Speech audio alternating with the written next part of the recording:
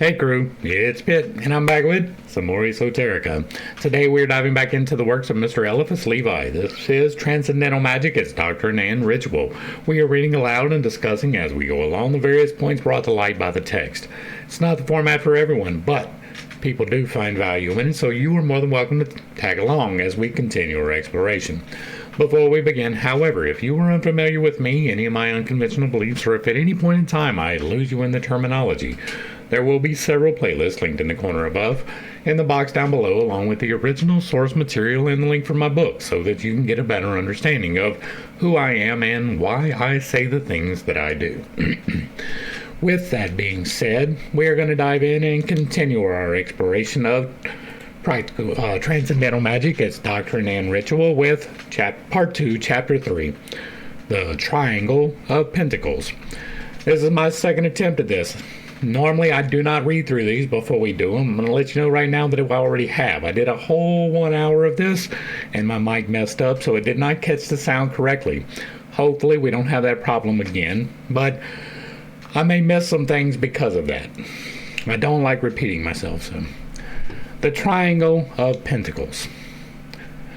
The abbot Trithemius, who in magic was the master of Cornelius Agrippa, explains in his steganography the secret of conjurations and evocations after a very natural and philosophical manner, though possibly for that very reason too simply and too easily.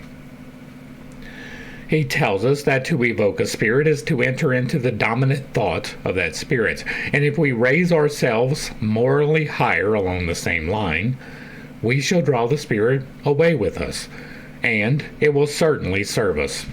To conjure is to oppose the resistance of a current and a chain of an isolated spirit.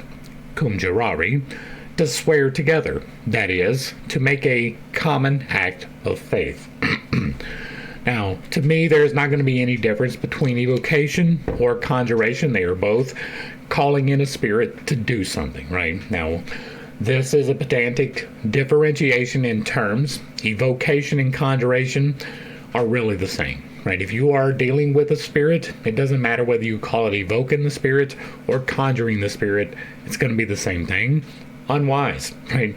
That's not to say that you cannot work with these entities. There are entities, at least in my understanding, in my speculations, I believe that they reside on the next two planes above us, right? We're on the fifth plane of existence, 5D space. They're in 6th and 7th, respectively, right? There is the elementals who can see into the future and not really understand it, and then there are the realm of the not quite deities, the angels, demons, jinn. They can see forward and back, and they understand what they're doing, or what they see, and so they can deceive you. There are entities aligned for the betterment of mankind. There are entities aligned for the detriment of mankind, and it is exceedingly difficult to tell the difference between the two. The ones that come to you may be beneficial, or they may be detrimental and lying about it. That can happen. All of the ceremonies associated with it are probably incorrect, right? The Necromonicon, I say this all of the time. If there was spirits, and I believe that there are, and you could call them, and I believe that you can, they are not going to give you the key to entrap them. They are not going to give you the key to make them do anything. They are going to give you a fake key. And anything that is written down is almost certainly going to be a fake key. If you are using the Necromonicon to cast magic, you are probably doing something foolish. Right? These are tools. All of the things are tools, whether it's a circle or a wand, whatever it is. It's a tool. You can invest it with energy, but it has no power in and of itself. And creating a ceremony can lend that ceremony power, whether or not you intend it to, or whether or not it is the way that you intend it to be. So you should be exceedingly cautious about using the tools. Everything that I tell you to do, which I have done, has been through prayer, fasting, and meditation with no ceremonies attached or any tools. No stones, no wands, no candles, no incense, no special preparations for prayer. Like, none of that has been necessary for me to heal myself in very real ways, right? I can talk to you going into the second hour today with no problems, and that was impossible a year ago, right? Due to the things that I do, due to the practices that I have, due to the way that I work magic. I have healed myself in my throat, in my shoulder. I used to only have 80% in this. I got it all. I got even my strength back. I used to wake up every single day with my back. I've got 7 bulges, 6 herniations, right? I used to wake up at a 7 or an 8 every single day. Didn't matter. Most people can't function at that pain level. It was my normal. I don't anymore. I can't say that the herniations are gone, right? I haven't gone for an MRI. I have no reason to spend that much money for no reason. But the tremors that were associated with it for close to 15 years, 14 years, gone. Ever since December the 1st of last year, which was 2024, until now, which is July the 2nd of 2025, no tremors. It's all gone. Pain, gone. That doesn't mean I can go out and start doing construction, but I mean, things are different than they were. And I don't do any ceremonies, right? Some of my prayers are bordering on ceremonies because I have said them in the same way for so long that I'm not lending my energy in the right way. But like, I don't perform any rituals, none.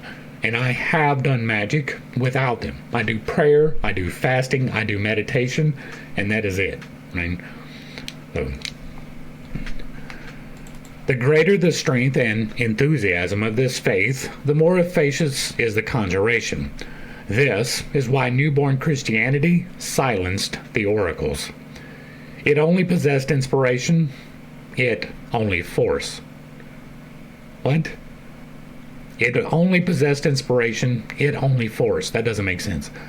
Later on, when St. Peter grew old, that is when the world believed that it had a legal case against the papacy, the spirit of prophecy came to replace the oracles. Yeah, I am in the right one. Replace the oracles. Savonarola, Joachim of Florence, John Hus, and so many others, by turns, influenced the minds of men and interpreted, by lamentations and menaces, the secret anxieties and rebellions of all hearts. We may act individually when evoking a spirit, but to conjure we must speak in the name of a circle or an association. And again, right, there is no real difference between evoking and conjuring. Now, there are ceremonies where you can bring in extra people, but if you are doing magical works with people, it's the same as a sexual relationship. You need to be in accordance. If you're not, there's going to be unintended consequences, and they will reverberate. So the more people you add, the harder it is going to be effective. That's not to say that if you are properly aligned, that's not more effective than a single person. It very well can be. There are more energy being invested. As long as it is being invested correctly, it will have the correct outcome. The problem is getting the accordance, right? If you've got 5 people, 3 of them may agree, 2 of them may not, and that's going to cause a problem. If you've got 3 people, 2 of them might agree and 1 of them will not. That's going to cause a problem. Now, if all of you are in accordance with the 8 laws of creation, then you will be more effective. But it is not necessary to, first off, call upon any spirit. In my experience, that's not to say that you can't. I've opened myself up. There's been no takers. Maybe you do have to create a circle. I'm not going to do it. So if that's what is required to conjure a spirit, it's not going to happen, right? You do not know what these tools that you inscribe on the ground actually mean. Right? Some of the sigils, we think we know what they mean. Some of them, we don't even think that. Again, I referenced the Necromonicon.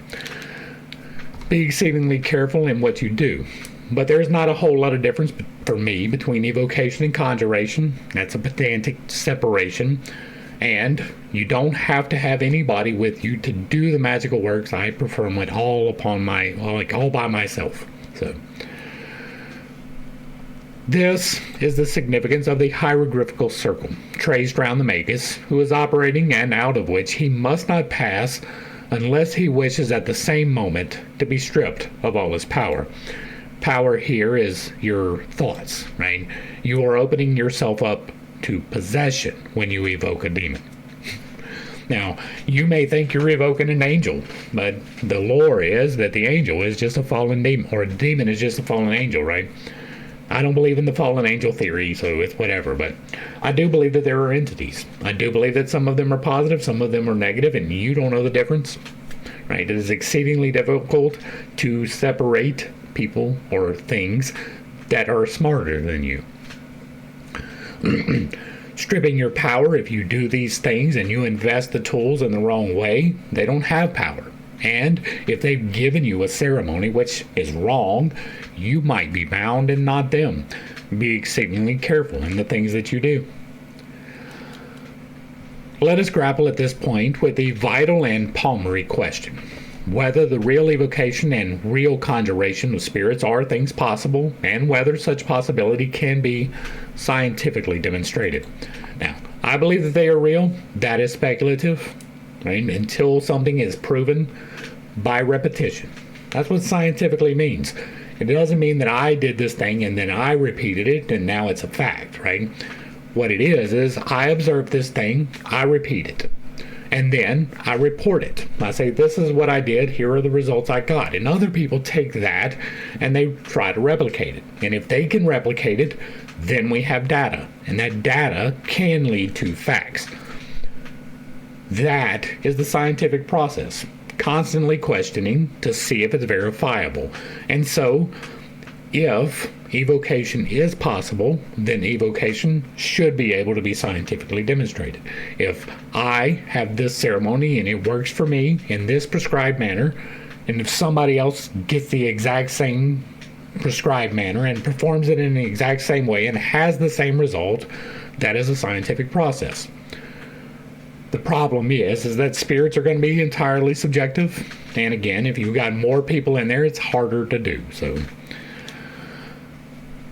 to the first part of the question, it may be replied out of hand that everything which is not an evident impossibility can and must be admitted as provisionally possible.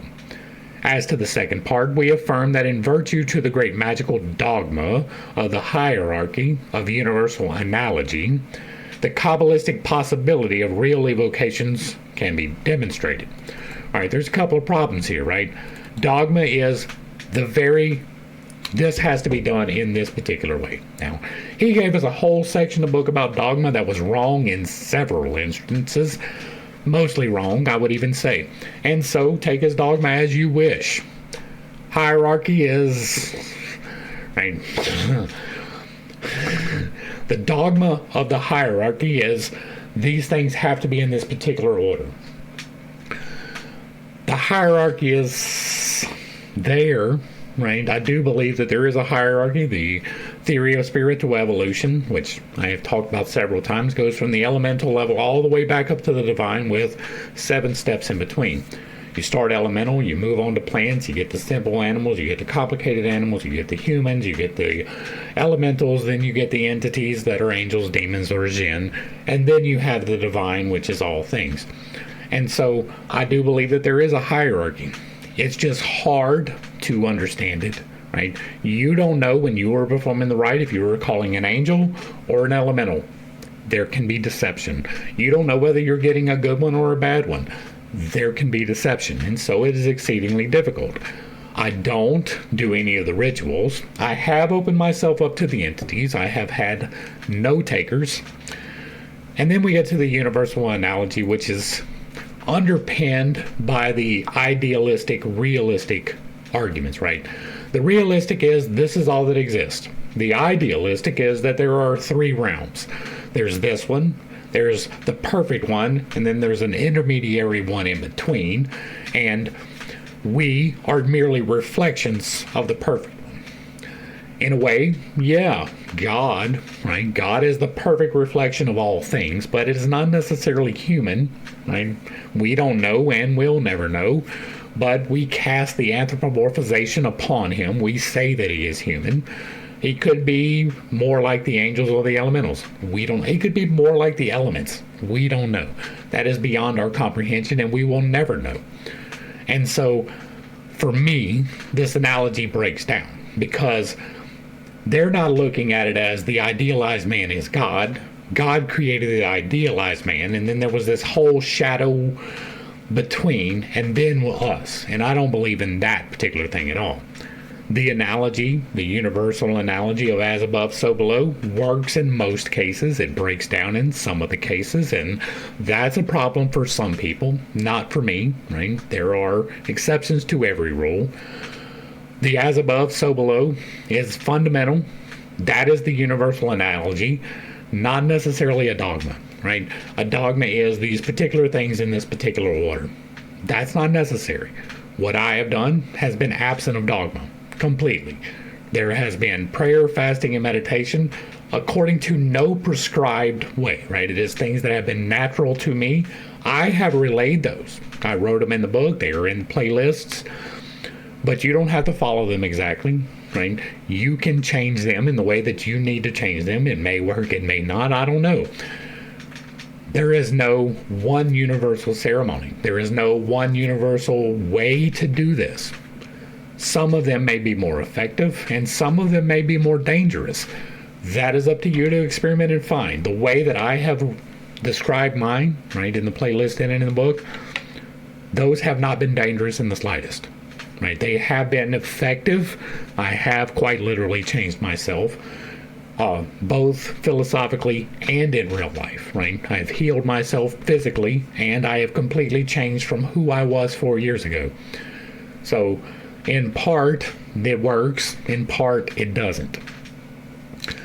My problem with it is we affirm in virtue of the great magical dogma of the hierarchy and of the universal analogy. And it is brought from the Kabbalistic possibility of real evocations can be demonstrated.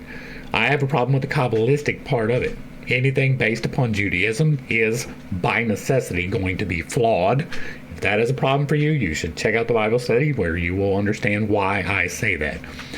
So anything built upon that has to be not entirely correct because the foundation is sand, therefore the building must fall. Concerning the phenomenal reality consequent upon magical operations accomplished with sincerity, this is a matter of experience. Now, you can perform magical operations if you are operating with sincerity. That is true, right? Your belief absolutely has something to do with it. We have established it in our own persons, and by means of this ritual, we shall place our readers in a position to renew and confirm our experiences. Nothing in nature perishes. Whatsoever has lived goes on living always under new forms. But even the anterior forms are not destroyed, since they persist in our memory. Do we not still see in imagination the child we once knew, though he is now an old man? No, I don't. I don't. If you're unaware, I have aphantasia. Now, that affects something like 3% of the entire population of the whole world. But what it breaks down to is I cannot visualize anything. If I close my eyes, I can't picture a box. I can't pull up a memory from my childhood. I can't. I can remember things. I remember holding my child when she was born. I remember most of the birthdays. I remember a lot of things, but I don't see them at all. I have pictures to remind me, but I can't see that. Even if I look at the picture and I close my eyes, I don't see it. Right? And so it's not for everybody. Right? Some, I guess, maybe the forms are destroyed for me. So this is making an assumption about everyone that is not necessarily correct. The very traces, which we believe to be effaced from our memory, are not in reality blotted out, for a fortuitous circumstance may evoke and recall them. But after what manner do we see them? As we have already said, it is in the astral light, which transmits them to our brain by the mechanism of the nervous system. On the other hand, all forms are proportional and like that's an assumption, right? You're assuming because you can see it that it is due to the astral light, and that is not necessarily true, right? I can use the astral light. I can't see it, right? Not willfully. When I meditate, I do get the light come to me. It's not something that I make happen. I have, through my meditative practices, been able to, for the first time in 48 years, well, 47 when I started, see colors, right? I could close my eyes and visualize colors through my meditative practices and healing myself for the first time in 47 years. The astral light is real, right? It is something that I see, even though I cannot will to see it myself. And so I believe it. That is entirely subjective for you. You have to put it into practice to do it. This is saying that the astral light causes the memories. Well, I use the astral light and I don't have the visions of the memories, but I still see the memories. Is that astral light too? Or is that just an assumption that you are making? I'm going to go with the second one. On the other hand, all forms are proportional and analogical to the idea which has determined them. They are the natural character, the signature of that idea as the Magi determined, and so soon as the idea is actively evoked, the form is realized and bodied forth. Schroepfer, the famous alum of Leipzig, terrified all Germany with his evocations, and his audacity in magical experiments was so great that his reputation became an insupportable burden. He allowed himself to be carried away by the immense current of hallucinations which he had produced. The visions of this other world disgusted him with this, and he killed himself. That's because he didn't know what he was doing. And I tell you all of the time, there are things that are dangerous in this. I'm going to make an assumption here, and it may be boundless, right? But it is more than likely that he opened the door using a psychedelic. Now, there's a doorway that you can open which allows you to see the spiritual realm. And when you take psychedelics, that is a key that opens that door. Some of those keys are clean, some of those keys are dirty. Right? The farther away you get from the root chemical of dimethyltryptamine, which is produced in your brain, by the way. It's also in some plants, but it's produced naturally, and that is important. The farther away you get from that, the more negative effects you receive. Psilocybin is a variant of DMT. It has a few extra little things attached to it, and those extra things give you a dirtier experience than pure natural DMT will. You can use these substances to unlock the spirit realm, but if you do, you are not prepared for what is on the other side of that door. If, however, through prayer, fasting, and meditation, you learn to flex your chakras, you can produce dimethyltryptamine in your brain. You can change your reality through sheer force of will. You can see into the spirit realm just by flexing the right spots. When you do it that way, you are prepared for what you see on the other side. If you are not prepared, you will wind up with repercussions. It is a guarantee.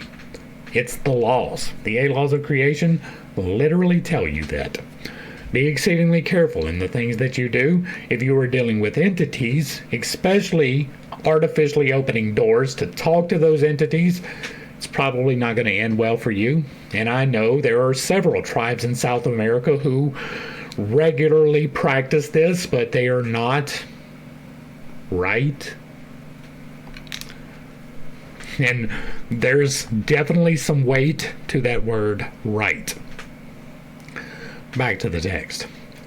His story should be a warning to those who are fascinated by ceremonial magic. And that is true. You should be exceedingly cautious in any magic that you do. Nature is not outraged with impunity, and no one can play with unknown and incalculable forces. Alright, so, yeah, we're going to talk about this. I told y'all I've healed myself. I also affected the weather. Right? Back in 2011, just before my wreck, there was a hurricane in the Gulf. I live in South Louisiana. I used to work in Baton Rouge. I was in Baton Rouge at the time. There was a storm system developed in the Gulf, and it was intensifying, and I was like, you know what, I'm going to see if this magic stuff has something to do. And so I was like, I'm going to dissipate that. And I set my intention, I did the thing, and it worked. It started dissipating. And I was like, man, that's pretty cool. I'm going to try and put it back together. And I did. And it did. and it came on shore, and that's where my wreck came from, right? It was a direct reverberation, in my opinion. I wound up in the wreck due to that storm, which I was playing with. Nature is not outraged with impunity. I may have been alright if I would have just dissipated it, but I was playing, and it is exceedingly stupid to play with forces that you do not understand. I wound up with the repercussions from that. That is where my back injury came from. So, take it with a word of warning. You can do things. Be careful. It is this consideration which has led and will ever lead us to withstand the vain curiosity of those who would see, in order that they may believe. And we reply to them in the same words as we replied to an eminent Englishman who threatened us with his skepticism. You are perfectly right within your right in refusing to believe. For our own part, it will not make us more discouraged or less convinced. To those who may assure us that they have scrupulously and boldly fulfilled all the rites, and that there has been no result, we would recommend that they should stay their hand, as it is possibly a warning of nature who will not lend herself for them to these anomalous works, or you just don't know what you're doing. But if they persist in their curiosity, they have only to start afresh. It is vitally important to note right here, as we noted when we did the section on necromancy, that Mr. Levi was not successful in his magical practices. He's given us a couple of examples, but the necromancy is a really good one. He tried and failed to do the things which he is describing. Maybe he should have stayed his hand. He wouldn't have misled so many people in the last 150 years who have read this book and have been misled. The triad, being the foundation of magical doctrine, must necessarily be observed in evocation. So it is the symbolical number of realization and effect. The letter is commonly traced upon Kabbalistic pentacles, which have the fulfillment of a desire for their object. It is also the sign of the scapegoat in mystic Kabbalah, and St. Martin observes that inserted in the incommunicable tetragram, it forms the name of the Redeemer. Alright, couple of things here, right?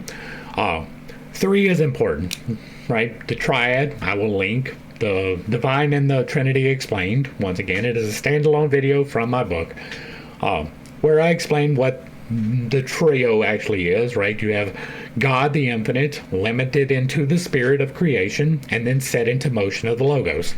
That is the Trinity, simply explained. There is a much more complicated explanation, but that's it pretty simply, right? And so, yes, you need to know about the triad, and it should be the foundation of your magical doctrine. Absolutely. But there's that word, and that's a problem. Evocation is dealing with things that you probably should not be doing. The symbolic number of realization and effect is not just 3, it is 1, 3, 8. We have described that before. Commonly traced upon Kabbalistic pentacles.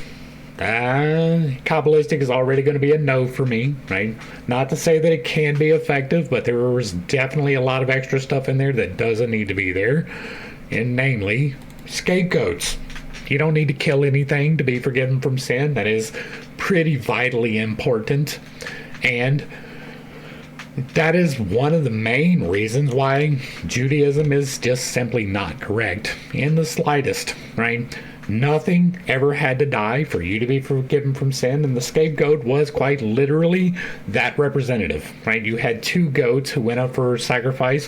One of them was killed, one of them was set loose. And that was to forgive you from your sin, because apparently God needs blood, right? And so, for me, the Kabbalistic part is just going to be, like, I'm planning on doing a study on the actual Kabbalah, not just the second-hands that we have seen so far, but I have seen nothing in the second-hand stuff that lends me any reason to lend weight to it. I know that some people use it for energy manipulation. I do that without that, and so for me, it's not necessary for that too. There is a part in here where we will be talking more about that though. So, the incommunicable tetragram forms the name of the Redeemer. That's quite a trick, since there is no Redeemer. It is this which the mystagogues of the Middle Ages represented in their nocturnal assemblies by the exhibition of a symbolical goat carrying a lighted torch between its two horns. In the 15th chapter of the ritual, we shall describe the allegorical forms and strange cultus of this monstrous animal, which represented nature doomed to anathema, but ransomed by the sign of light. The Gnostic agape and pagan priapic orgies, which followed in its honor, sufficiently revealed the moral consequence which the adepts drew from the exhibition. Okay, a couple of things here. Gnostic is a big word, right? It encompasses a wide variety of beliefs. There is a somewhat central theme of enlightenment, but the various ways that enlightenment was reached is not cohesive, right? There is definitely some of the Gnostics who performed priapic orgies, right? A lot of sexual activities. But there are some who abstain from sexual activities altogether. And so to lump them together, that's a problem, right? But on top of that, this word right here, agape, that is an unconditional love, right? That is not sexual love. That is not familial love. That is the love like God does. Whether you sin or not, He still loves you. He just wants you to return.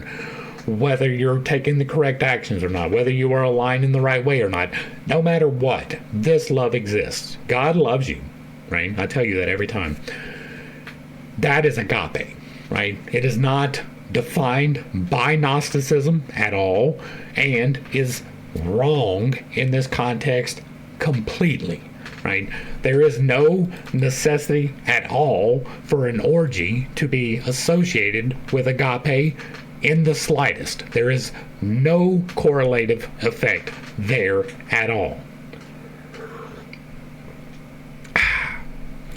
All this will be explained together with the rites, decried and now regarded as fabulous, of the Great Sabbath and of black magic. Within the grand circle of evocations, a triangle was usually traced, and the side towards which the upper point must be directed was a matter of careful observation. If the spirit were supposed to be from heaven, the operator placed himself at the top and set the altar of fumigations at the bottom. But if the spirit came from the abyss, this method was reversed. Moreover, the sacred symbol of two interlaced triangles forming the six-pointed star, known in magic as the Pentacle or Seal of Solomon, must be worn upon the forehead and breast and graven in the right hand.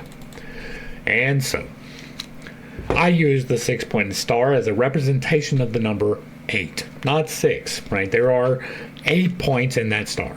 One is the very center, right? Let's do it this way. The very bottom point of the star is your base chakra. The bottom left is your sacral chakra. The bottom right is your solar plexus chakra. The center point, which you cannot see, is your heart. It binds together the as above and the so below. The upper right point on the triangle represents the throat. The upper left represents the third eye, and the top represents the crown. The circle, which encompasses the six-pointed star, represents the all. And all 8 of your chakras are now represented, right? The divine being the 8th. You have access to them if you are properly aligned, and you can use that to heal yourself, right? That's the process I use. That's what's described in my book. That is how I do it. I've talked about the Pentacle a lot, but I don't have my board up in the new office yet. So the six-pointed star to me represents the number 8, which 1, 3, and 8 is the number of manifestation. 1 is the God, 3 is the Trinity, 8 is your chakras. That is how it happens. This, however, must be worn upon the forehead and breast. Okay, that's ceremonial. You are lending that power there. Those are tools. They don't have any power of themselves. Just like the circle has no power of itself, none of the pentacles have its own power. You invest that power. So, if it is your desire to invest the power by wearing it upon you, it's whatever. It doesn't really make a difference. This next one, though, graven into their right hand. You know what graven means? Carved, right? It wasn't paintings when they were talking about graven images. It was talking about carvings, statues, and things along those nature. That is graven. So you are telling me that you carve a 6-pointed star into your flesh on your hand? Well, that's remarkably akin to what we saw in Exodus when they made the covenant, right, and put it in the box and they sealed it with blood and they touched 3 different parts on their body. That seems a lot like that. And in that case, it's going to be a no. And if that is confusing to you, check out Exodus when you find out why you probably shouldn't be following that God.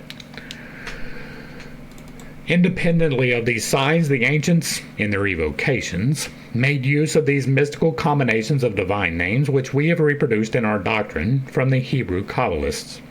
The magic triangle of Papin Theosophist was the celebrated abracadabra, to which they attributed extraordinary virtues and represented as following. I am not going to read this triangle of nonsense. You are more than welcome. This combinations of, there may be something contained here, but if so, it is well hidden. It has no relevance whatsoever to anything that I do. This combination of letters is a key of the pentagram, and that's another thing. Right? He keeps talking about pentacles, right? The 6-pointed star is not a pentacle. The 5-pointed star, that's a pentacle. Pentagram, pentacle, means 5. It doesn't mean 6, it doesn't mean 3, it doesn't mean 4. It means 5. That is what a pentacle is. In the same way that in a word, and then you got a whole paragraph, is annoying, right? He just described the 6-pointed star as a pentacle. It is not. It is not. It is different. A septuple, a sextuple. All right.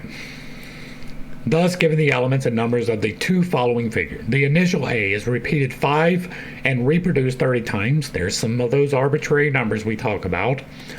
Thus, given the elements and numbers of the 2 following figures, these 5 A's and these 2 V's with 2 X's, because apparently that's something.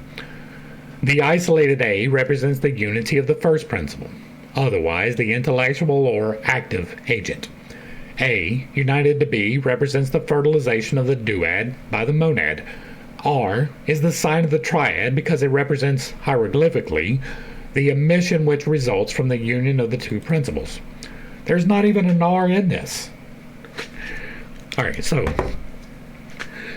if you want to use this as a learning tool, there's nothing wrong with that. Allegory is fine. Use the New Testament as an allegory. You'll be okay. Use it as reality, you're going to be in a lot of trouble, right? The same is true with this. You can use this as an allegory. This A means something. Y'all can see that? Yeah. This A means something else. This A means something else. And as an allegory, a memory device, a mnemonic, it works. We use them all of the time. We use homes for the Great Lakes, right? Huron, Ontario, Michigan, Erie, and Superior. Homes. We use my very educated mother just served us 9 pizzas. Well, before they took away Pluto anyway. And so we use these things to help us remember, and that's perfectly fine. There is nothing wrong with that, right? If you want to use the symbols of the 4 cherubim to represent earth, air, water, and fire, that's perfectly fine. Just understand that air is not actually human. Water is not actually what represents the water in the bull is the earth, right? Okay, fire is the lion. Okay, it's not in reality. It's an allegory, and so you can use that. Just don't put extra weight into it. Don't think that it actually makes a difference, right? It is a memory device. That's perfectly fine. Using it as an actual procedure is going to be a little bit hard. The number 11, which is that of the letters of the word, combines the unity of the initiate with the denary of Pythagoras and the number 66, the added total of all the letters, Kabbalistically forms the number 12, which is the square of the triad and consequently the mystic quadrature of the circle. To me, that is all random. To me, there is no underlying truth in that, right? Numbers do have significance. We have a reason to learn. I got a whole chapter in the book dedicated to numbers. They hold significance. But if you are doing complicated mathematics to get to something like gematria, you're doing it wrong, right? Gematria is entirely subjective. You can change the terms of the search and make it fit however you want to. People do it all the time. And so take it with a grain of salt, right? These numbers, while are perfectly fine and analogically, and where did I even get that word analogically? Analogically, they work, right? You can use these numbers to remember things. But if you're doing complicated mathematics to get your doctrine, you're doing life wrong, right? You're not understanding the fundamentals of what you are trying to do. And that's the problem with it, right? People will lend way too much weight to it. And this is all that, right? The number 11, the number 66, the number 12, they don't have anything to do with anything. Not in real life, not in the actual practical application of things. So, yeah. We may remark, in passing, that the author of the Apocalypse, that key of the Christian Kabbalah, composed the number of the beast, that is to say of idolatry, by adding a 6 to the double century of abracadabra, which gives 18 Kabbalistically, the number attributed in the tarot to the hieroglyphic sign of night and of the profane. The moon, together with the towers, dog, wolf, and crab, a mysterious and obscure number, the Kabbalistic key of which is 9, the number of initiation. Like, this is talking about, I think it's the moon, but it's represented, it's got the two towers, it's got the dog and the wolf, which represents the domesticated side and the wild side of humanity. And then it has a crawfish crawling between them to signify coming out of your safe space and going into the new. I'm not sure that that is the hieroglyphic sign of the night and the profane. Right? That would be a spiritual journey, if anything, which would lend it away from the profane. And so I am, once again, not sure he understands the tarot at all. And also, to absolutely be noted, the current tarot which we use, the Rider-Waite deck, or White-Smith is a better way of putting it, I guess. This deck is different than the other ones, right? The source for them is completely unknown. People assume that it is a Count de Goblin. There is no real correlation between them. If that is confusing to you, I've already done several videos on the tarot, and I explained all of that, so we can dive into that deeper over there. On this subject, the sacred Kabbalist says expressly, "He that hath understanding, that is, the key of Kabbalistic numbers, let him count the number of the beast, for it is the number of a man, and the number of him is 666. Well, that is wrong. What? I've done the word study. Check out Revelation. It's part of the Bible study. And what is literally said in the actual text is not 666. It is 660 and 6. That is significant for a variety of reasons. It is motion in a way, and yeah. Check out the other video. But it is not 666. It is 660 and 6. This is a common misunderstanding. It is, in fact, and I understand that people will take that to mean 666, but they had a word for 666, and it was not inscribed that way. It was inscribed separately, 660 and 6. There is a multiplicative effect happening there if you pay attention. It is, in fact, the decade of Pythagoras multiplied by itself and added to the sum of the triangular pentacle of abracadabra. It is thus the sum of all magic of the ancient world. Yeah, I know. The entire program of human genius, which the divine genius of the gospel sought to absorb or transplant. These hieroglyphical combinations of letters and numbers belong to the practical part of Kabbalah, which, from this point of view, is divided into Gematria and Tamura. And again, complicated mathematics is going to be an automatic no for spirituality for me. Gematria, I have already described, is completely useless. And I don't know about Tamura. I'm not even familiar with the term, so. I think that's got to do more with the words than the number letters, but I'm not positive. Such calculations, which now seem to us arbitrary or devoid of interest, then belong to the philosophical symbolism of the East. And again, it is perfectly fine for symbolism. It is not for real application. And were of the highest importance in the teaching of holy things emanating from the occult sciences. The absolute Kabbalistic alphabet, which connected primitive ideas with allegories with letters, and letters with numbers, was then called the Keys of Solomon, which I would definitely disassociate with if I was you. We have already stated that these keys, preserved to our own day but wholly misconstrued, are nothing else than the game of tarot, the antique allegories of which were remarked and appreciated for the first time in the modern world by the learned archaeologist Court de Gobelin. And again, I refer you to the tarot playlist. The double triangle of Solomon is explained by St. John in a remarkable manner. He says, "There are three which give testimony in heaven, the Father, the Word, and the Holy Spirit. And there are three which give testimony on earth, the Spirit, the water, and the blood."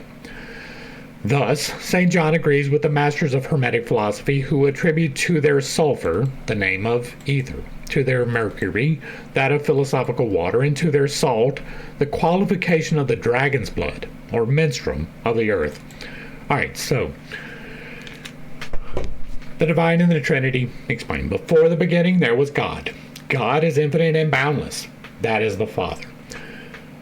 God decided he's going to create, and he said, I am. Well, he decided he was going to create, and so he created all things. Every single atom was created all at once, but none of it was moving. That is the Holy Spirit. Quite literally, every single atom in existence.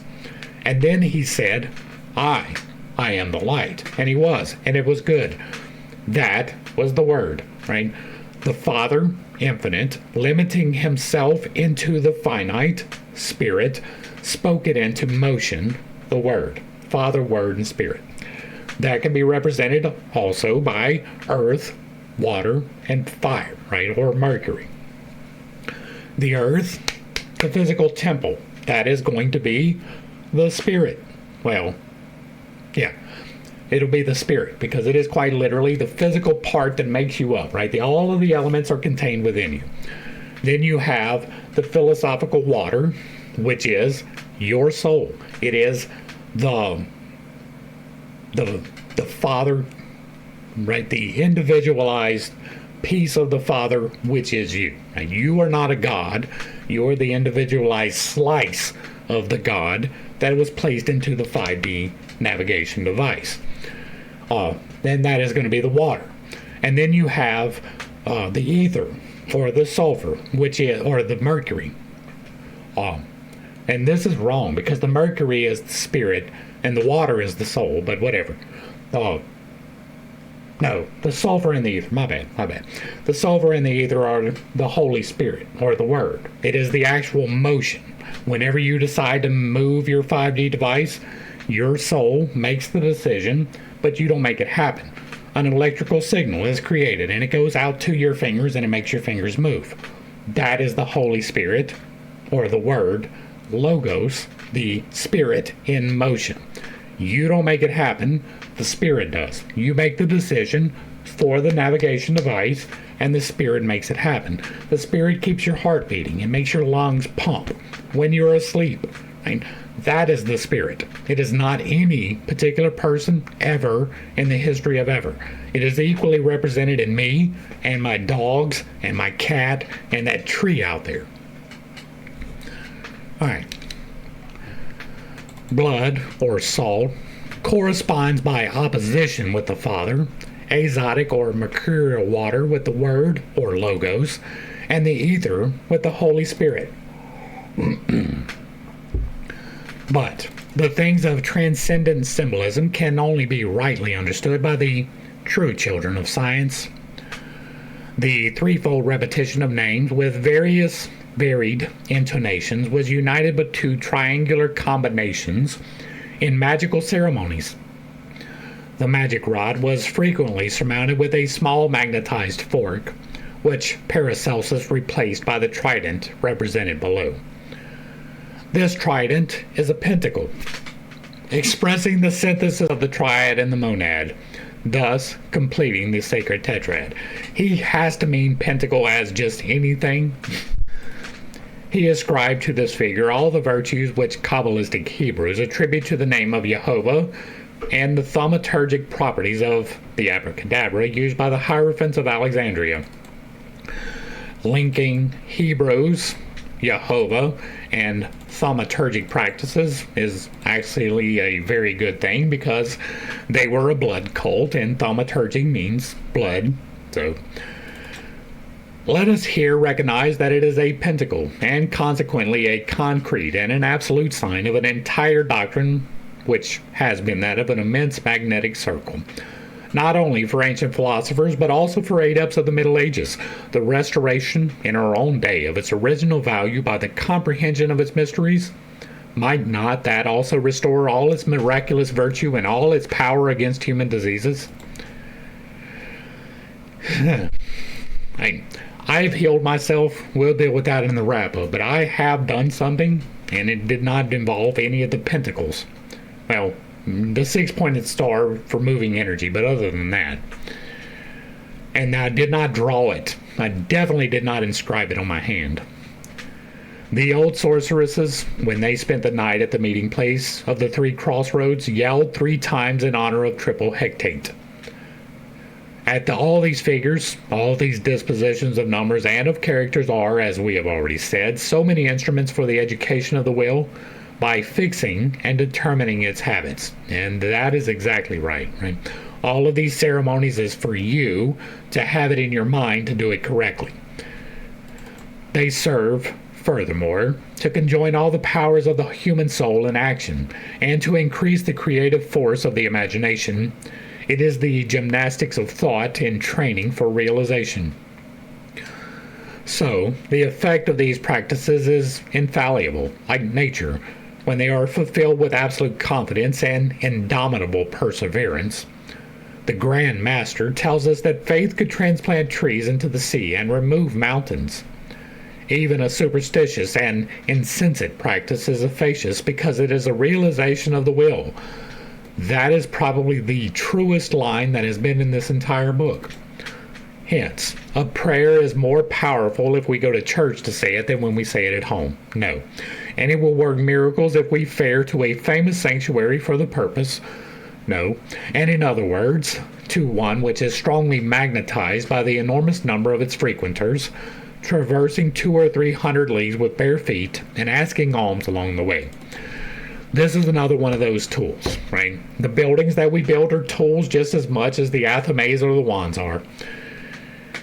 We, as people, we build these places and we assign them their importance, right? We build a church or a synagogue or a mosque. When it is first built, it has absolutely no effect, right? But over time, through the intentions being energetically invested into the building, it comes to represent something. But I found God in a parking lot on a Tuesday afternoon. My little world was falling apart and I was looking to shake the blues, so I spent most of my morning running around my little town. But all his houses were all closed up. Not a soul could be found. That's a part of a spoken poem that I wrote talking about how I actually found God. My house was destroyed, right? Effectively, I had lost pretty much everything that I had and I was distraught.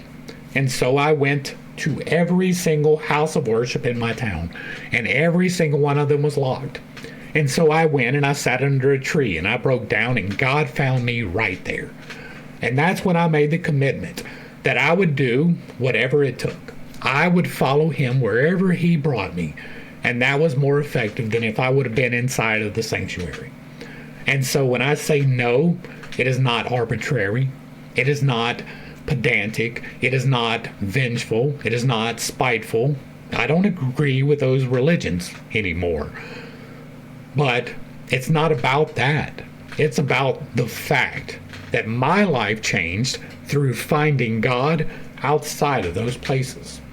That's not to say that those places cannot help, right? If you go there, the reason I went there was because I believed that it would. And it might, right? If enough people are in concurrence, it can happen.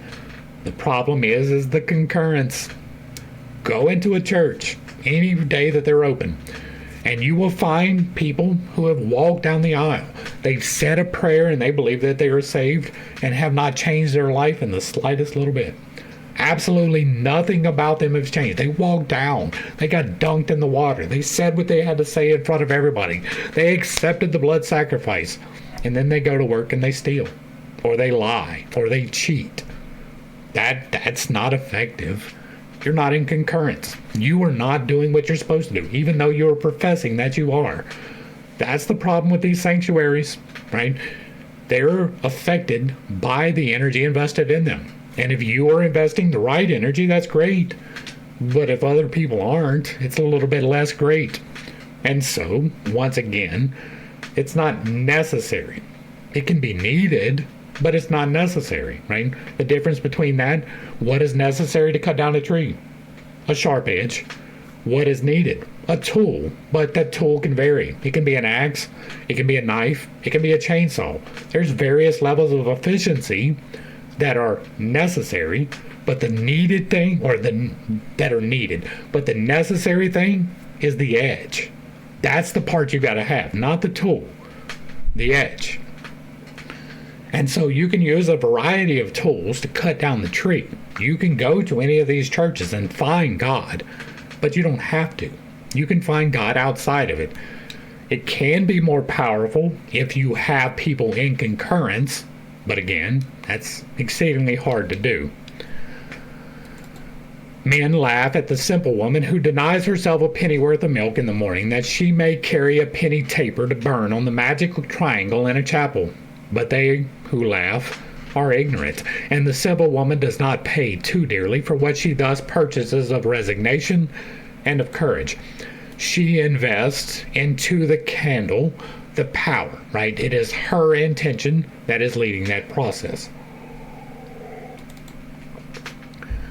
Great minds, with great pride, pass by, shrugging their shoulders. They rise up against superstition with a din which shakes the world, and what happens?